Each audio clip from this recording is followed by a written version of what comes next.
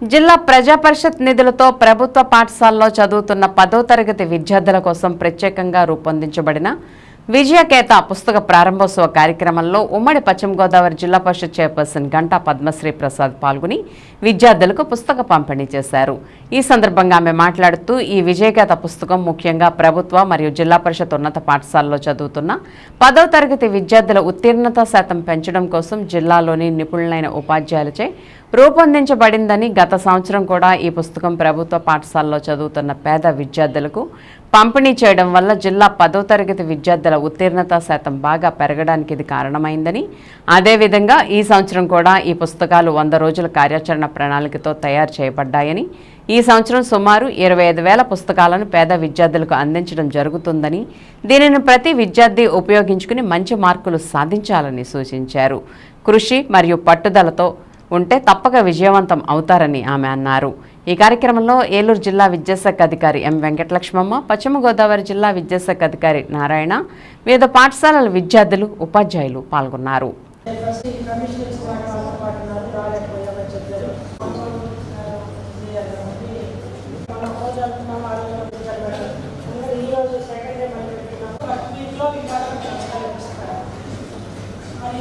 ఒక చోట ఇచ్చినట్టున్నారు. ఈ సంవత్సరం అంటే ఇచ్చినట్టు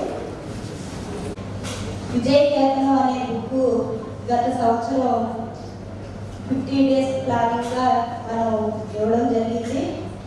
పిల్లలు ఆ బుక్ చదివి ఎంతో చక్కగా వాళ్ళు చదివి మంచి మార్కులు తెచ్చుకున్నారు. ప్రతి స్కూల్లో కూడా ఈ బుక్ మాకు చాలా ఉపయోగపడిందని పిల్లలు చెప్పడం జరిగింది.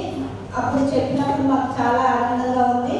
ఎందుకంటే మా ద్వారా ఏదైనా ఈ బుక్ వాళ్ళకి ఎంత ఉపయోగపడి వాళ్ళు మంచి మార్కులు తెచ్చుకున్నారంటే మాకు చాలా సంతోషంగా ఉంది.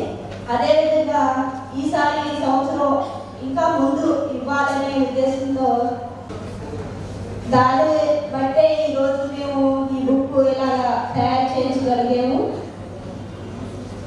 నెక్స్ట్ ఇయర్ ఇంకా తొందరగా ఈ బుక్ యాక్షన్ ప్లాన్ జరిగేటట్టు మేము చూస్తామని మీ అందరికీ కూడా విద్యార్థులకు పాటిస్తున్నాము. లాస్ట్ ఇయర్ కన్నా ఎక్కువ పర్సెంటేజ్ ఈసారి తెచ్చుకోండి. ఎందుకంటే తొందరగా ఈ బుక్ ఇస్తున్నాం కాబట్టి మీరు చక్కగా చదివి మంచి మార్కులు తెచ్చుకోవాలి. ఈ స్టేట్లోనే మన జిల్లా ఫస్ట్ రావాలని కోరుకుంటున్నాను.